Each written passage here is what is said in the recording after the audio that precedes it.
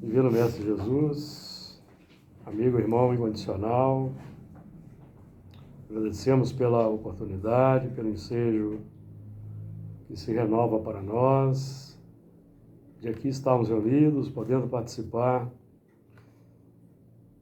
dos trabalhos da noite, iniciando pelo estudo do Apocalipse, na sequência, trabalho mediúnico, que nós possamos, nesta jornada, realizarmos o melhor a nosso alcance, possamos colaborar com os espíritos amigos na execução do melhor possível, nos esforçando para a irradiação dos melhores sentimentos, pensamentos, das emoções superiores, e nós possamos abrir a mente e o coração para a inspiração do alto, para as intuições que nos chegarão, com aquele propósito de enriquecer o estudo, abrindo os canais receptivos da mediunidade,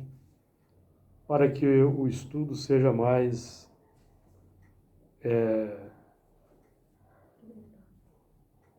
proveitoso para todos nós. Que as tuas vibrações de paz, compaixão e misericórdia nos amparem hoje e sempre. Muito bem. Boa noite, Neuza. Então vamos lá. Estudo miudinho do Apocalipse, capítulo 18, versículo 13, que nós vamos hoje terminar o versículo 13. E partimos para o versículo 14. Então, vamos fazer a leitura a partir do versículo 11, para contextualizar o que estamos estudando. Capítulo 18, versículo 11. E sobre ela choram e lamentam os mercadores da terra, porque ninguém mais compra as suas mercadorias.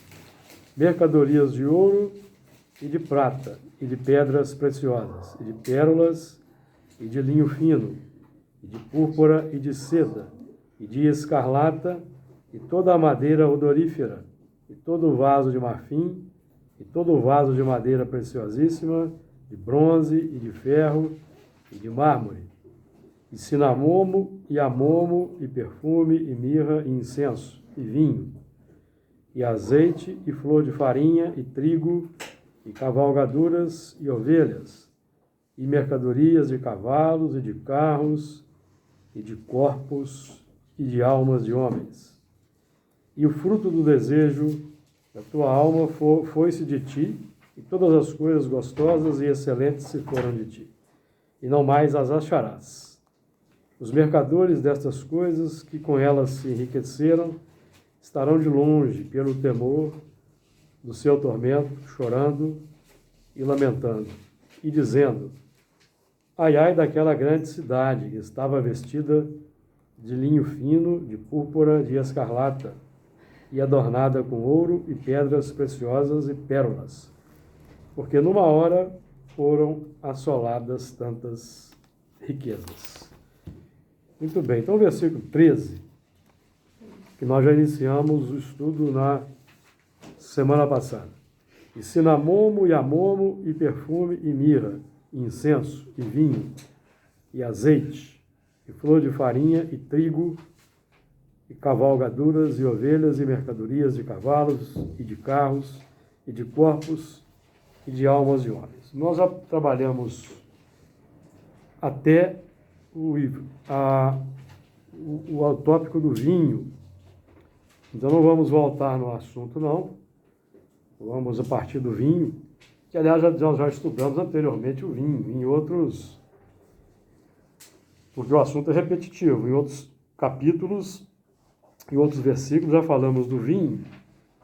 O vinho que é o fruto da maceração da uva, no lagar, onde a uva é pisada, simbolizando aí os esforços, as dores incluindo, inclusive, expiação, se for o caso, de fora para dentro, para a produção da luz.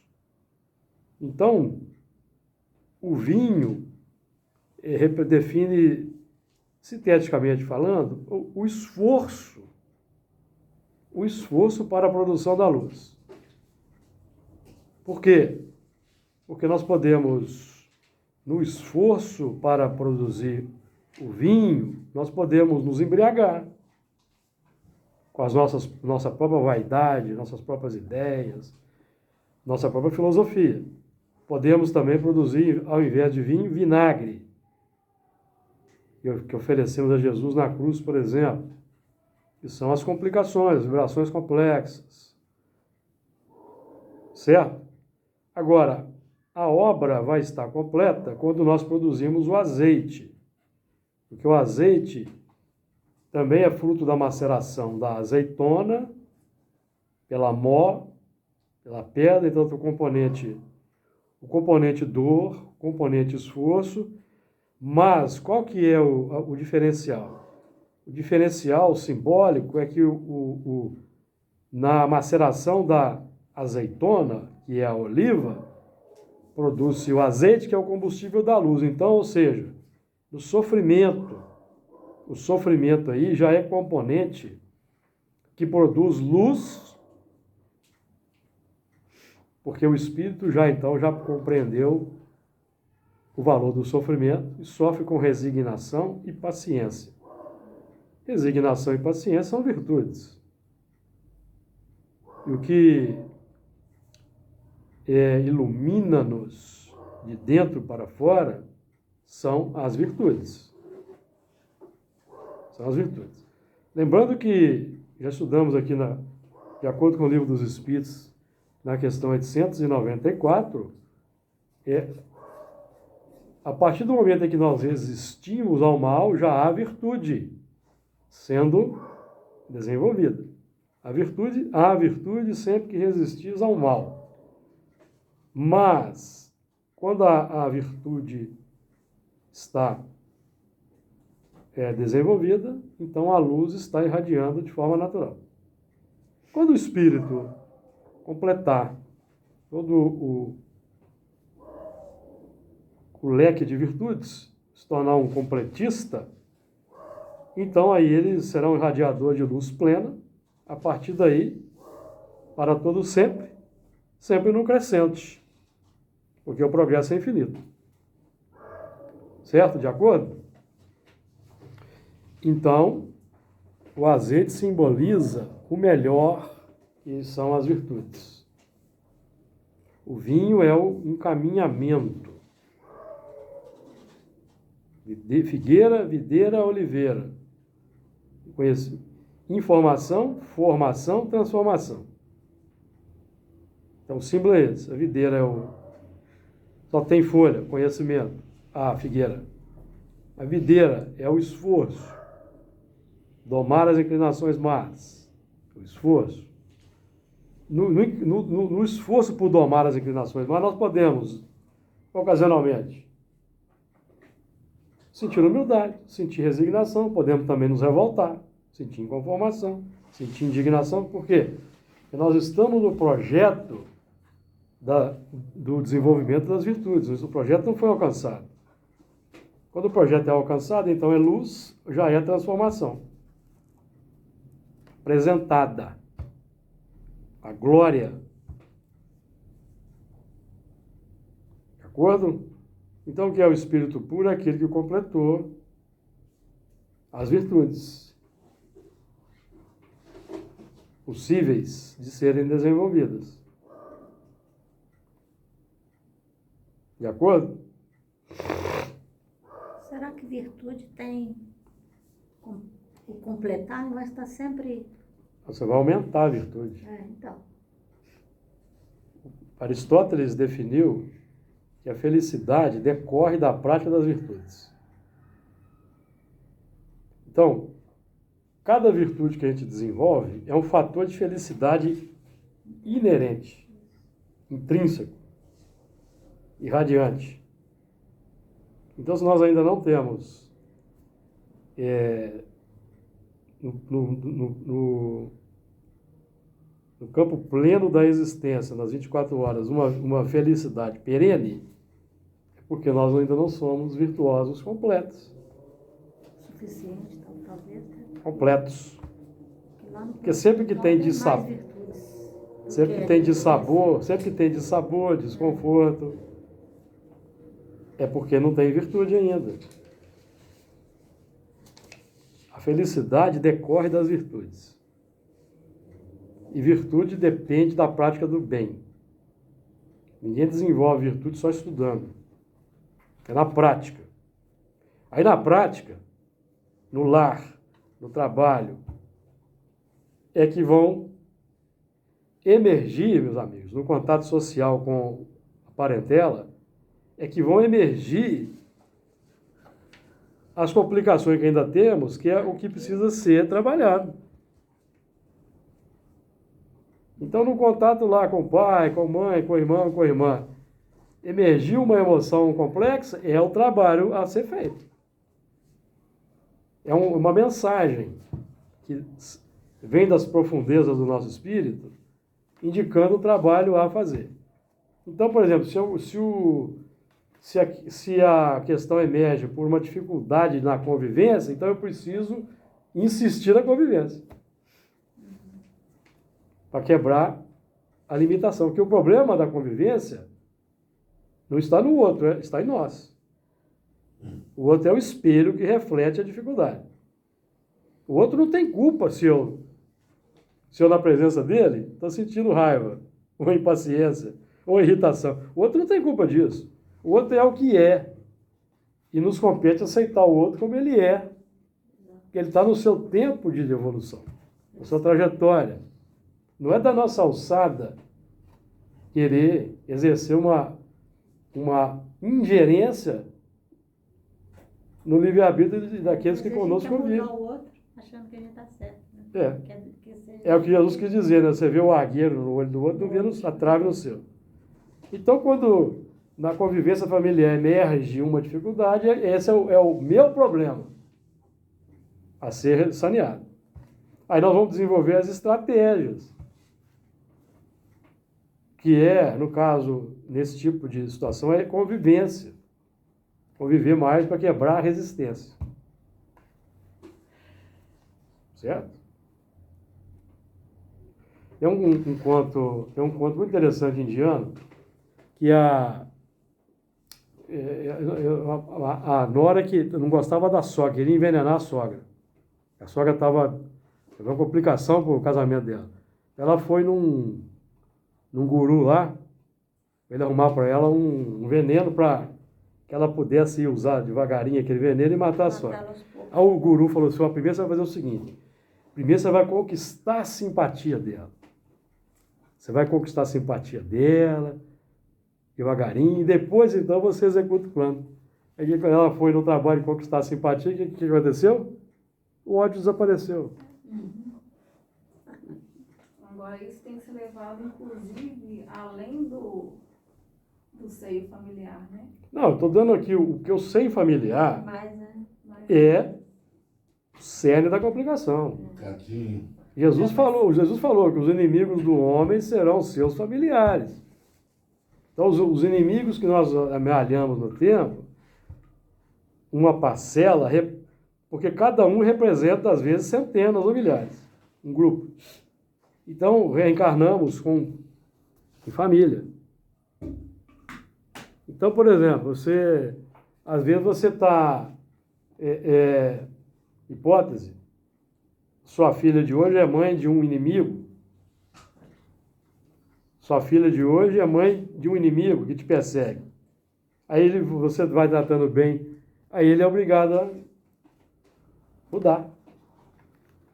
Entendeu? Não, mas aí quando a gente fala, por exemplo, de questões sociais, religiosas, que envolvem também essa relação, o ideal, então, mesmo é sempre estar despersonalizando, né? Despersonalizar. Para que não haja esse sentimento. Despersonalizar. Aproveitar, por exemplo, você tem uma dificuldade de convivência com o familiar, então é uma mensagem. O que está por trás disso? Aí vem o passado.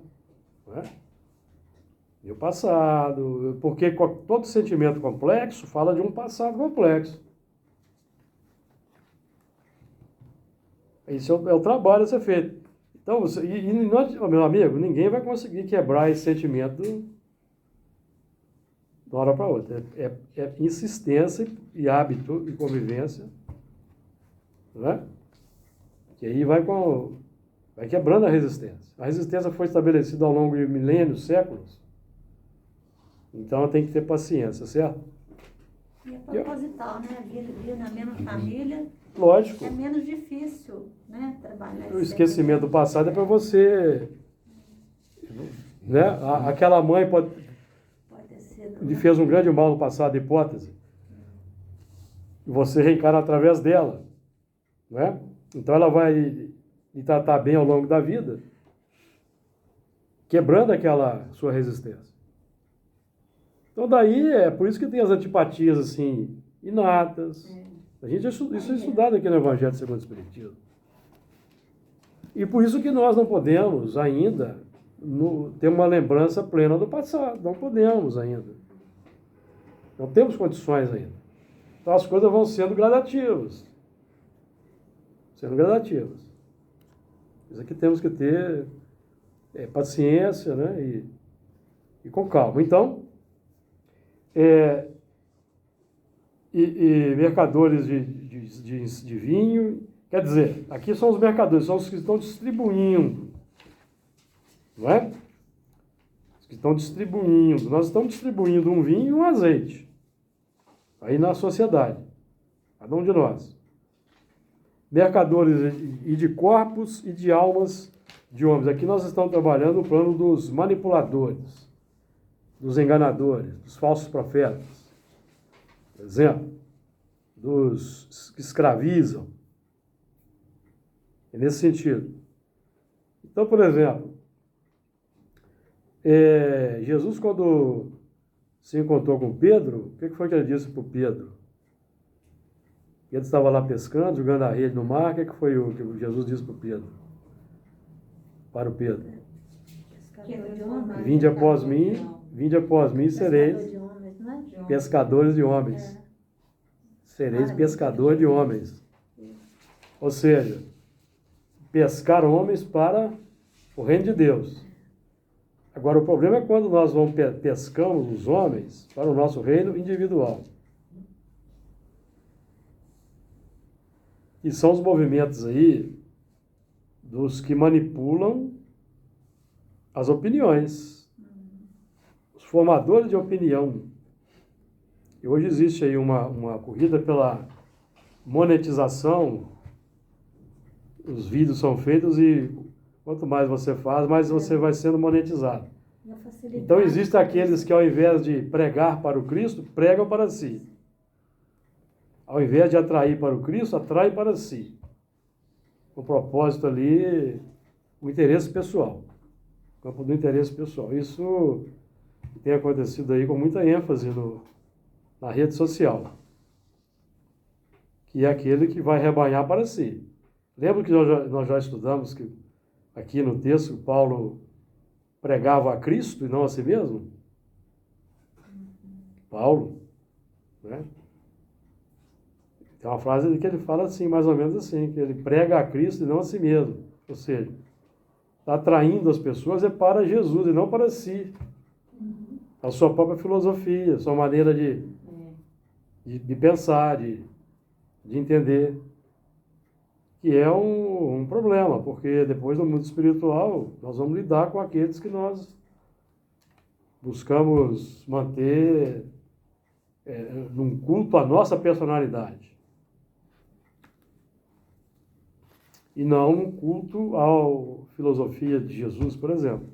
Na literatura espírita tem alguma coisa que fala sobre a chegada de Paulo lá no plano espiritual? Não, né? Tem o Paulo e Estevão. Não, aquele já li, mas... Não, mas aquilo ali é o que basta. Aquilo ali é o que basta. Ele desencarnou, quem que veio recebê-lo? É só Estevão e Abigail. Depois foi quem? Jesus. Ah. Não precisa de mais nada, não precisa? Quero mais. E você quer saber mais o quê? Detalhe, onde ele foi morar, Como é que chamava a rua da cidade espiritual que ele vivia? Que ele vivia?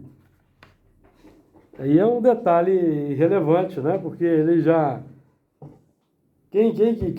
Qual tipo de espírito merece que Jesus venha buscá-lo? Nossa, É aquele que amou muito. Chico, né? E redimiu-se, né? Redimiu-se. Transformou, né? Totalmente. Redimiu-se. Então, essa questão dos mercadores de corpos e de almas de homens são os que estão aí manipulando as consciências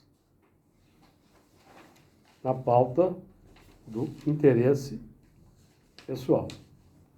Pauta do interesse pessoal. Porque todos nós irradiamos o magnetismo natural. Então nós temos que saber saber fazer o bom uso desse magnetismo.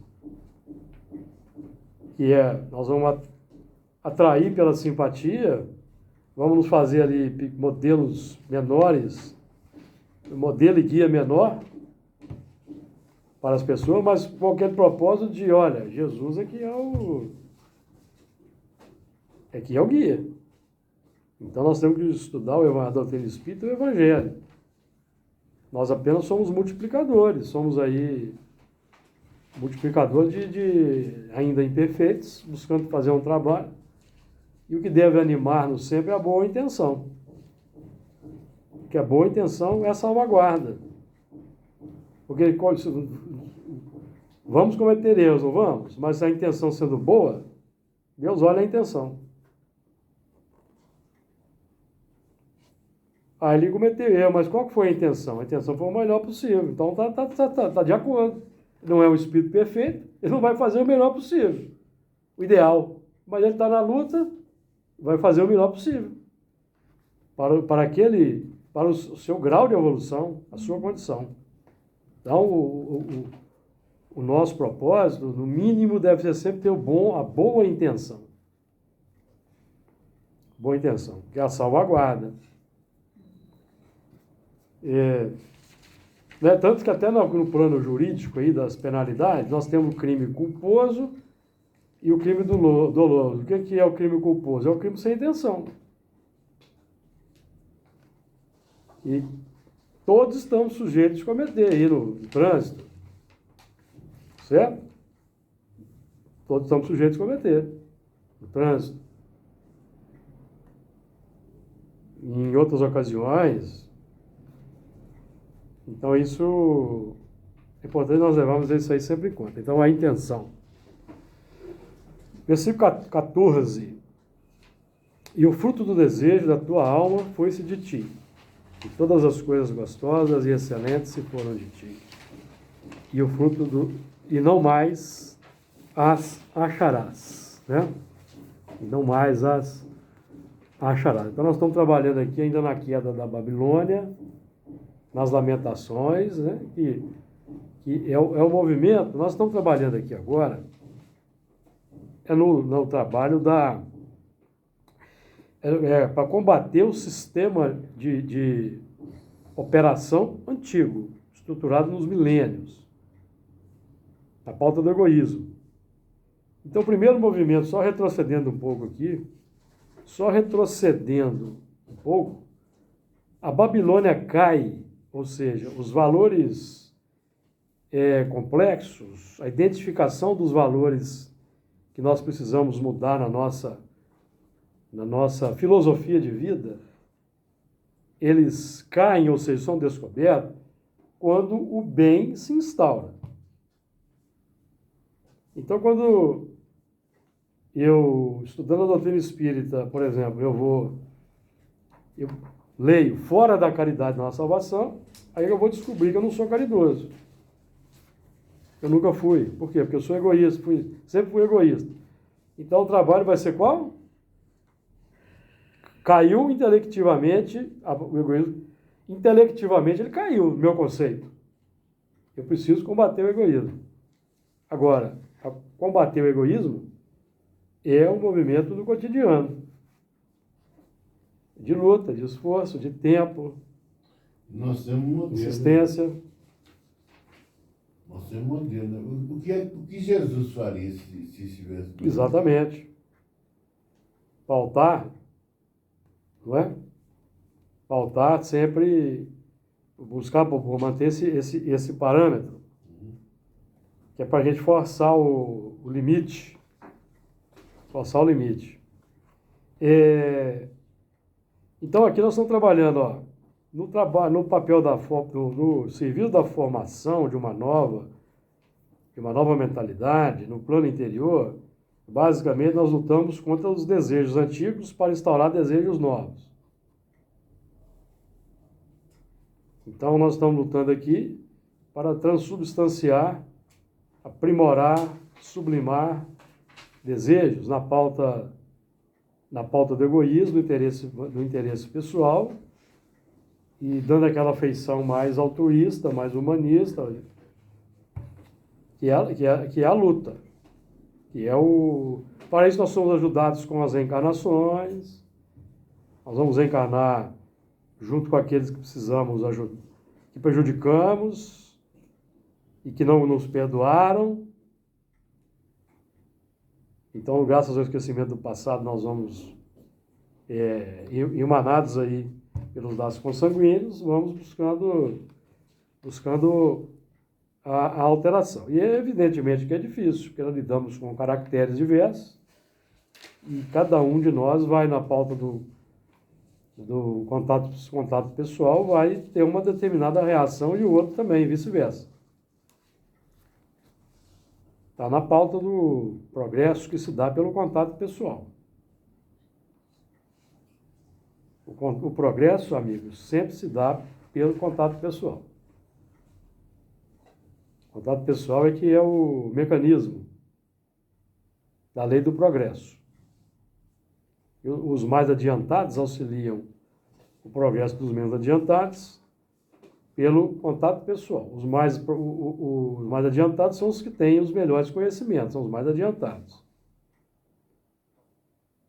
E estão mais conscientes do que precisa ser alterado. E, evidentemente, são os que vão ter que exercer uma maior cota de sacrifício, porque são os que têm conhecimento. Então, nós vamos comunicar o conhecimento, que nós não podemos impor o conhecimento para o próximo, de fora para dentro. Nós vamos comunicar sutilmente o conhecimento instaurado, que vamos irradiar pelo exemplo, de uma nova postura. Essa nova postura vai impactando sutilmente, sensibilizando os que nos cercam, e eles também vão sendo incentivados a uma mudança. O fulano foi paciente comigo, então eu preciso... Ele nunca teve paciência, agora foi, então eu preciso melhorar, perceberam? Então é o mais adiantado sempre de quem se exige a maior cota. E aí vem o maior desafio. Porque, como nós somos imperfeitos, tem momentos que, evidentemente, nós não vamos dar conta. Não vamos dar conta, certo? Então é preciso ter calma e ter paciência. Mas, ao mesmo tempo, não indolência e preguiça. E o fruto do desejo da tua alma foi de ti. Então é o seguinte, o desejo é antigo. A partir do momento que nós temos um conhecimento que lança luz sobre algo que nós gostamos de fazer, que é o desejo, que é o fruto do desejo que nós buscamos, mas que agora não é mais conveniente, o que acontece no nossa intimidade? Vai vir a luta consciencial. Complexo de culpa, se nós não conseguimos superar, arrependimento, luta consciencial, aí nós vamos precisar ter uma alta dose de serenidade e calma. Serenidade e calma, porque senão nós vamos entrar em depressão, angústia, desenvolver síndrome, então é preciso ao mesmo tempo que isso vai aflorando, ir praticando o bem nas várias frentes, certo? Nas várias frentes. Então os Espíritos nos aconselham a prática do bem. É por isso que nós nos reunimos na Casa Espírita, para fazermos o bem de forma coletiva. De forma coletiva, seja mediunicamente, seja estudante, seja nas atividades de cunho social. Mas o foco sempre é o eu profundo. E que é realmente o movimento difícil, porque nós temos um determinado desejo que nós alimentamos e buscamos aquele fruto ao longo de muito tempo, e de repente nós somos alertados que não é mais adequado, aí é que entra a sede e a fome. Então a gente precisa canalizar uma nova busca, desenvolver uma nova busca, certo? Jesus veio dizer o seguinte: a minha comida é fazer a vontade de meu Pai. Ou seja, a fome dele, fome é desejo. Fome é desejo. O desejo expressa uma fome. Nunca pensaram nesses termos, não? O desejo expressa uma fome, uma necessidade. Então, o desejo de Jesus era fazer a vontade do Pai. Então, é um espírito de outra categoria, que já se sublimou de forma exponencial. Exponencial. Então, o desejo dele não é mais como o nosso desejo. Não é mais como o nosso desejo. É o desejo sublime, né? É o desejo do amor puro, pleno. Porque isso é o que dá felicidade. Conquista. Isso foi desenvolvido. Igual está aqui, a fome faz parte de uma das necessidades básicas. Para Jesus era isso, né? O desejo é a fome. Não é? Por exemplo, quando Paulo dizia assim, que tinha o espinho na carne, ele estava se referindo a quê? Desejo sexual. Porque ele era muito viril, atlético. Emmanuel que diz no livro Paulo Estevam que ele era belo. E superou tudo isso. Ele ia casar com Abigail. De repente foi tudo, desmoronou tudo. O fruto do desejo foi esse.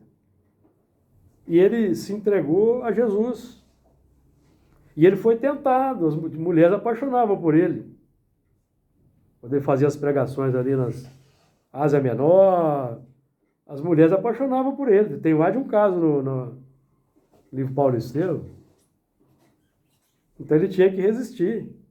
Santo Agostinho, que era, por exemplo, mulherengo antes de se tornar Santo Agostinho, nos primeiros momentos dele como cristão, quando ele ia aconselhar mulheres, ele pedia sempre para ter uma pessoa, terceira pessoa junto.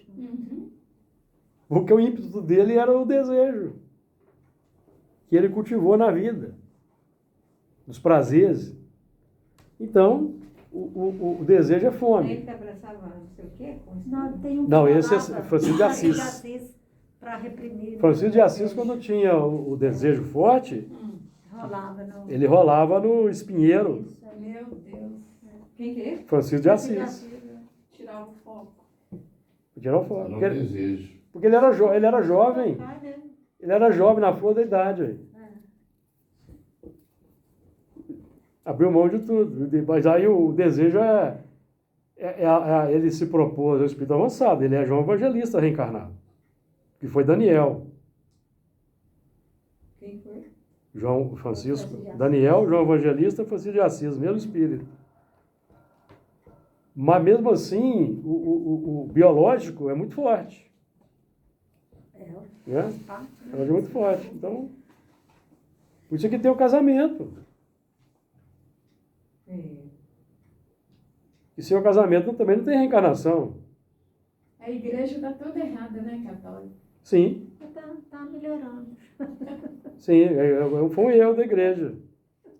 O interesse pecuniário é que levou ao celibato e ao não casamento. Porque aí Não A riqueza, distribuir, a riqueza ficava para a igreja, não tinha distribuição por herança. que é um patrimônio, né? Nossa.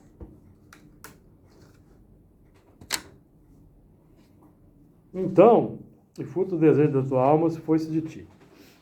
Então, o primeiro movimento vai ser o da frustração, de não poder satisfazer aquele desejo mais. De combate, né? Combate. Agora, você tem que desenvolver, porque o desejo ele é neutro.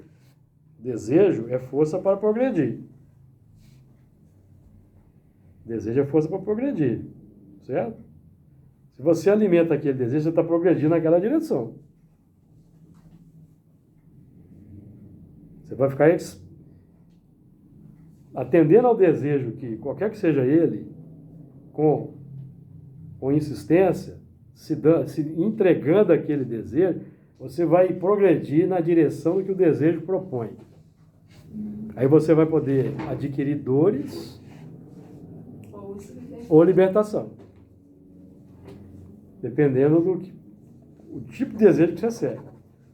E pode-se dizer que isso é uma leitura racional ou sentimental?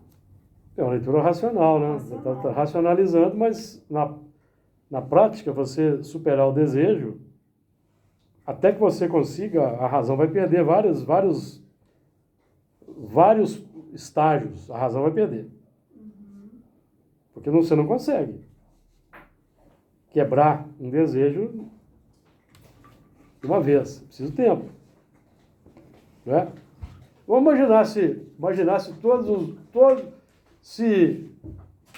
todos os espíritos que estão aí para renascer, da barriga da mãe, e os que virão são todos do nível de Francisco de Assis. O que significa isso?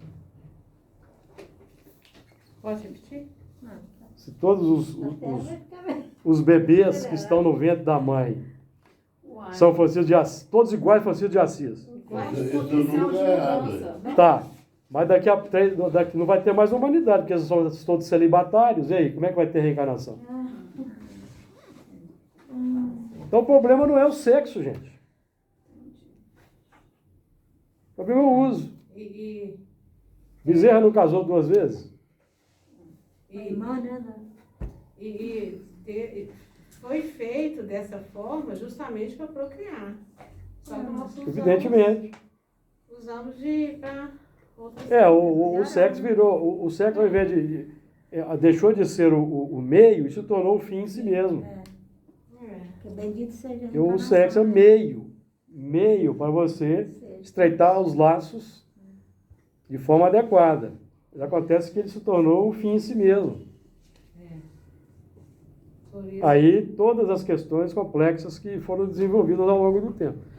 por isso que teoricamente, não vou falar 100%, mas é um dos últimos que a gente trabalha dentro da gente, é isso. Esse impulso é o. Nós temos que aprender a sublimar, né?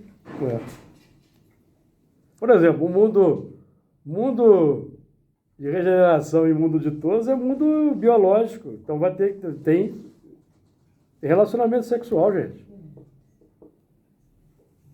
Tem reencarnação. Com mais responsabilidade.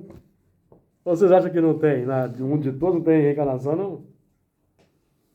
O mundo de todos é mundo material.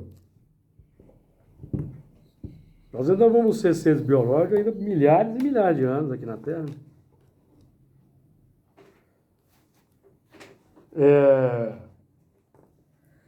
Então, o fruto do desejo da tua alma.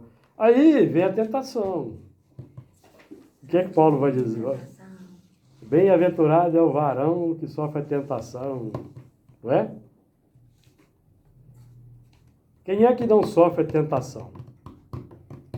Até Jesus sofreu. Quem não sofre a tentação é quem é o tentador. Ele não sofre tentação. Ele é o tentador. Aquele que se entrega aos desejos, aos prazeres, ele é o tentador do próximo. É o tentador.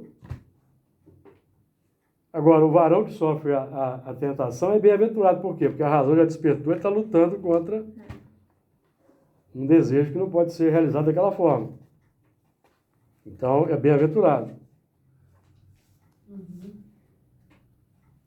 Jesus foi tentado? Não, como nós entendemos. Porque lá na Revista Espírita está dito que Jesus é o espírito da categoria dos Messias, é diretor desse orbe, e os Messias são espíritos que alcançaram um tão alto grau de evolução que se tornaram infalíveis daí para frente, mesmo na encarnação. Então não existe possibilidade de alguém tentar Jesus. Será que foi a interpretação que a igreja Aquilo ali é um movimento de revisão. Jesus, por exemplo, para Jesus poder reencarnar entre nós, ele precisou fazer uma revisão do seu passado para fazer a conexão com o biológico, que já tinha perdido quantos milhões de anos. Então esse é o significado, é uma introspecção ali.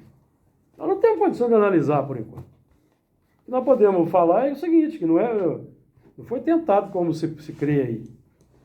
O Jesus que é tentado é o Jesus interno de cada um de nós que está em crescimento. Esse é tentado. Ele já chegou num patamar que... Ele já superou. Nós falamos aqui da figueira, da videira e da oliveira. Então, no Livro dos Espíritos está dito, no Livro dos Espíritos, na questão 893 e 894, está dito que há virtude sempre que resistimos ao mal. Então, resistir ao mal é o lance inicial da virtude. E só não tem que lutar contra o mal aquele que já venceu anteriormente. Então, ele já lutou antes, está lá no Livro dos Espíritos, questão 893 e 94. Ele já lutou antes, é o vitorioso. Então, o bem para ele é natural, espontâneo. Nós aqui estamos fazendo força para amar o semelhante, não estamos? Fazendo força, vencendo barreira.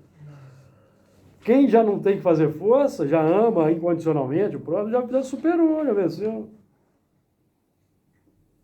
Não é? Pouquíssimo, né? Evidentemente que na Terra de hoje, quem que levanta a mão para falar aí que eu amo incondicionalmente? Quem é o corajoso? Quem é o corajoso que faz isso aí? Madre Teresa. Não, Madre Teresa. Sim, né? Especiais. Madre Teresa, Gandhi. Chico. Tem outros, né, que a gente sabe. Muito bem.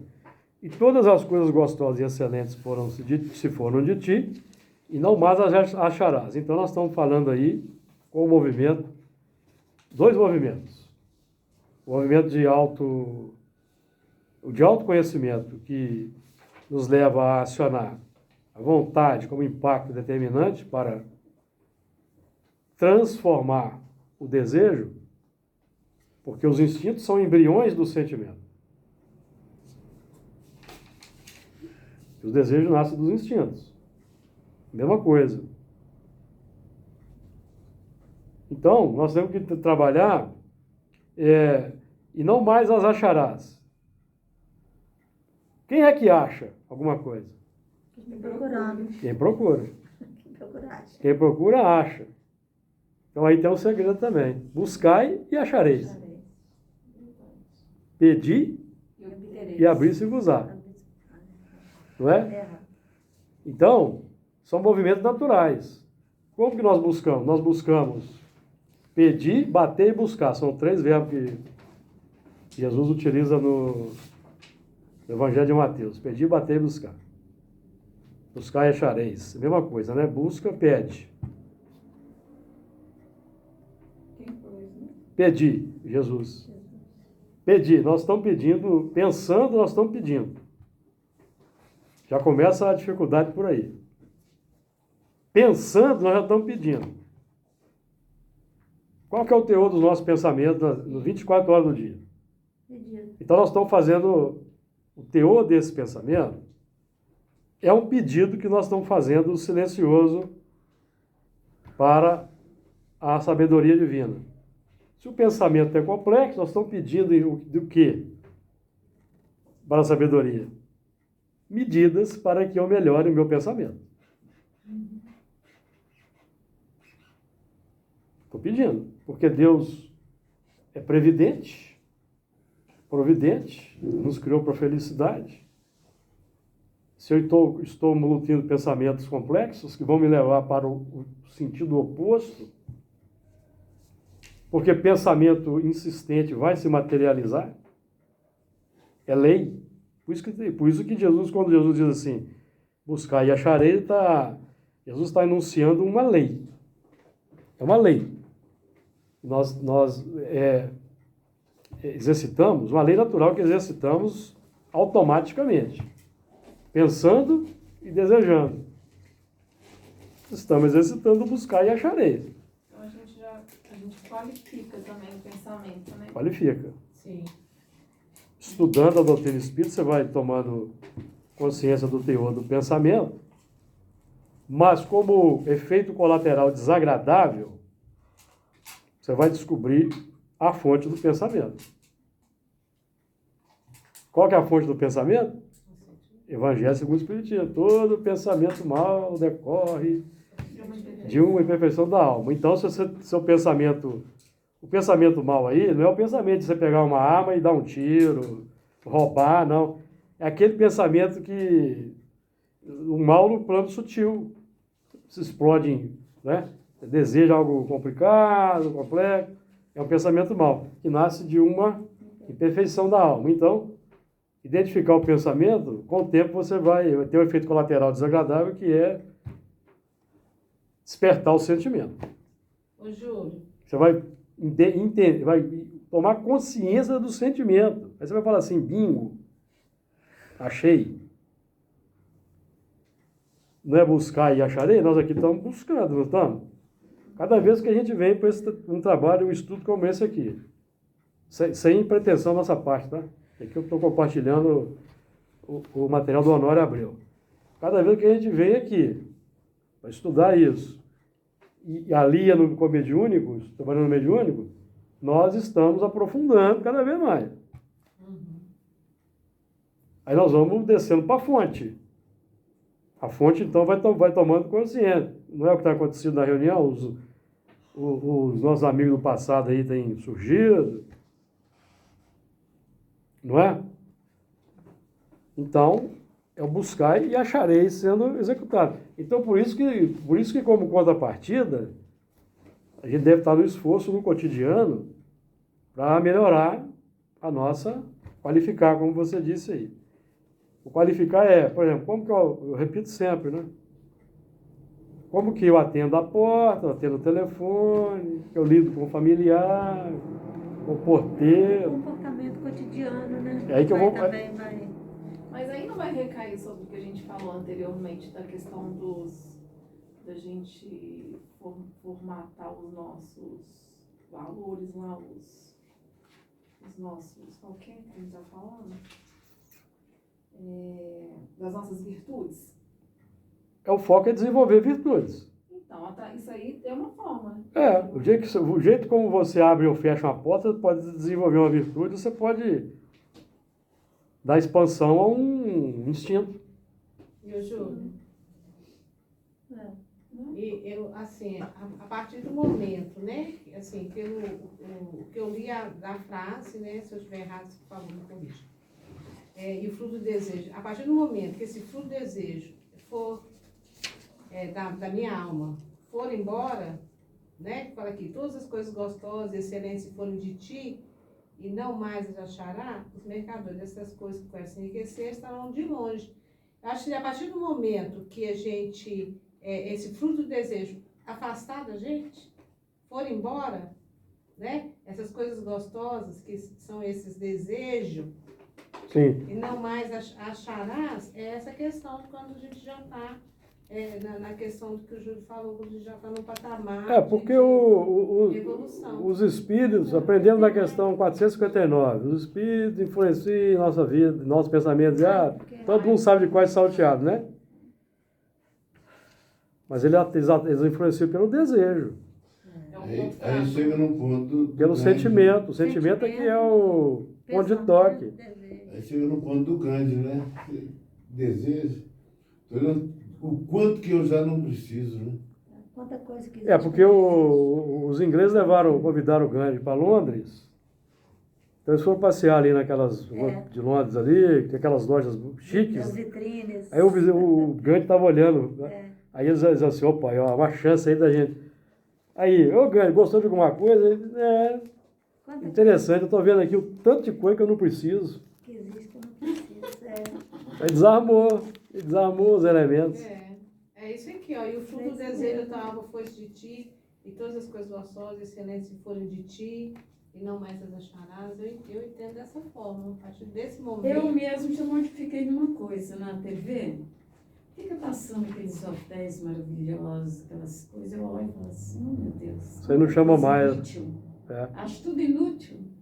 Ah, mas é um belo também. Não, mas eu acho, tô falando eu. O problema não é o belo, o problema da humanidade é o supérfluo. É a ostentação, é a sofisticação excessiva. Já é o caso, né? Às vezes- Que é o Não me problema. chama atenção mais. Tá aqui nós já lemos sobre o supérfluo aqui, ó.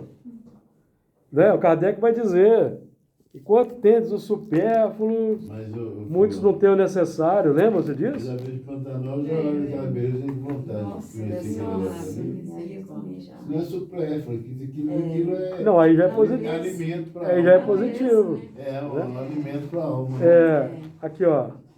Menos a sucuri, né? Se dormir um chão duro, eu vou querer a cama. Por aquelas, olha aqui, ó. Aí é outro sentido. Por aquelas palavras que Jesus quis dizer, que até agora os bens da terra são assambarcados pelos violentos. Não é o que acontece, amigos? Não é o que acontece? Em escala pessoal e escala coletiva de país? Os bens da terra são assambarcados pelos violentos? Está escancarado. Não tá acontecendo um movimento desse aí Em todos os sentidos. na Europa? No Brasil, Estou falando aqui em grande escala. Despotismo, ganância individual. Tá aqui, ó. Os bens da terra são assambarcados pelos violentos em prejuízo dos que são brandos e pacíficos. Que a estes falta muitas vezes o necessário, ao passo que outros têm o supérfluo. Gente, não precisa desenhar isso aqui não. Todo o sistema econômico da humanidade é pautado no egoísmo. E quando alguém levanta uma bandeira de solidariedade, já é atacado. É atacado, é rotulado. Isso é comunismo. Principalmente os espíritos que nem conhecem uma bela página de Emmanuel sobre o comunismo, no livro Coletânea do Além. Capítulo Pergunta e Resposta. Vão fazendo análises rasas, descontextualizadas, perdendo aquele bom senso do estudo profundo que Kardec demonstrou.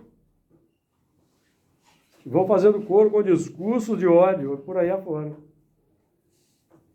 Negando Jesus, negando a própria doutrina espírita, cujo mandamento dos espíritas é amai-vos e instruí-vos. porque o que está mexendo, né, quando a pessoa fala dessa forma, né, e coloca-se no nome de comunismo, né, ele tá fazendo um movimento externo, né, para que as pessoas se assustem, porque ninguém nunca estudou o que é o comunismo na sua... mas justamente para quê? Para ele não perder aquilo que ele tem.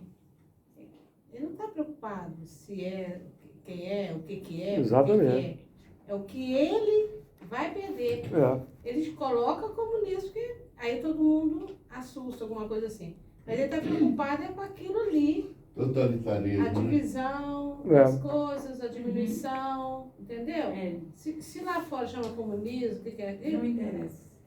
O problema do mundo Emmanuel definiu bem pensamento e vida. Quando ele, falando da humildade, ele vai dizer que na carência da humildade, doentios enquistamentos surgem na alma humana, tais como o orgulho, o egoísmo, a vaidade e a cobiça, que se responsabilizam pela discórdia e pela delinquência em todas as direções. É o mundo. E os que assambarcam, eu não continuei, mas Kardec diz claramente ali, que os que assambarcam os bens do próximo, os fortes que massacram os fracos, serão expulsos da terra.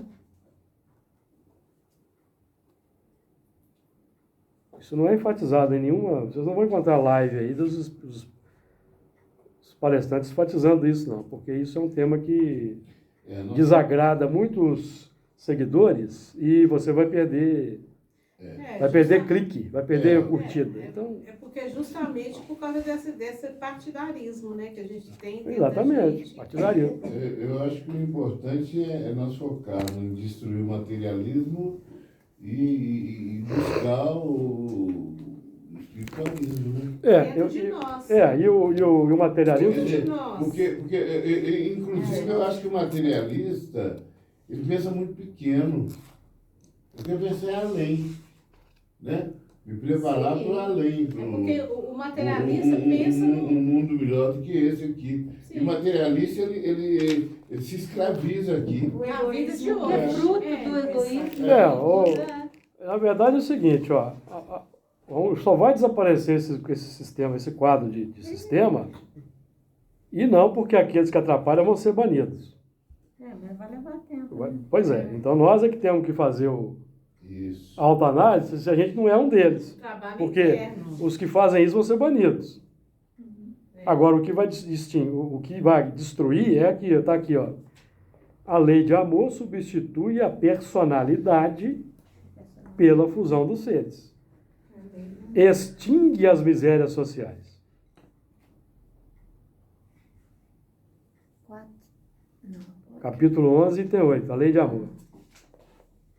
E é um dos textos assim, mais primorosos que... Qual que é? Capítulo 11. Capítulo 11, item 8.